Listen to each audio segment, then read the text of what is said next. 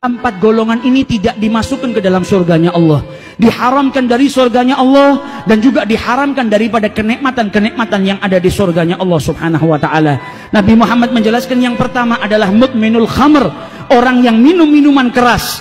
Kemudian dikatakan oleh Rasulullah, wa akilur riba, orang yang makan riba, orang yang makan hartanya anak yatim. Dan yang terakhir, al-aguli walidayh, orang yang durhaka kepada kedua orang tuanya. Hati-hati bagi mereka yang masih punya kedua orang tua.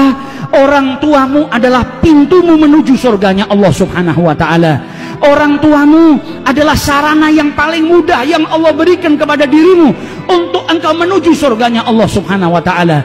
Orang tua yang disebut oleh Allah setelah penghambaan kepada Allah, wabil walidaini ihsana.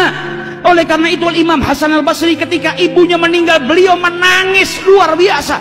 Ketika ditanya, engkau ini imam, engkau ini ulama besar, ditinggal mati oleh ibumu, menangis seperti ini, seperti orang yang tidak berpendidikan.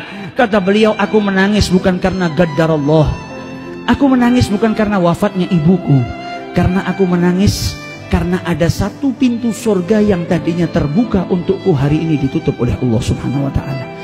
Orang tuaku adalah sarana yang paling mudah untuk menuju ke pintu surganya Allah subhanahu wa ta'ala, dan dengan wafatnya orang tuaku maka tertutup pintu tersebut.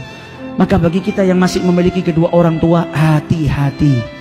Jangan sampai kita mengangkat suara kita melebihi daripada suara orang tua kita. Jangan sampai kita mengangkat suara kita tidak sopan kepada orang tua kita. Dan itu pun dilarang oleh Allah subhanahu wa ta'ala dalam Al-Quran.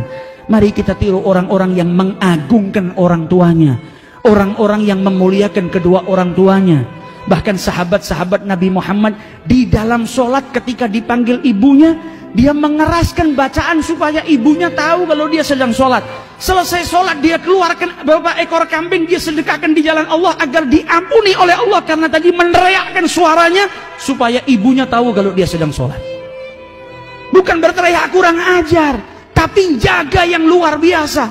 Sayyidina Hasan bin Ali bin Abi Thalib tidak mau makan dengan ibunya Fatimah, sehingga Sayyidah Fatimah bertanya, malaka ya Hasan, kenapa engkau wahai Hasan tidak mau makan dengan ibumu?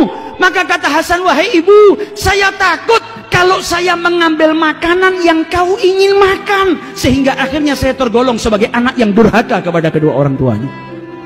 Makanan yang dilirik oleh ibunya, yang mungkin ibunya mau ambil, dia takut kalau makan bersama ia ambil makanan yang ingin diambil oleh ibunya.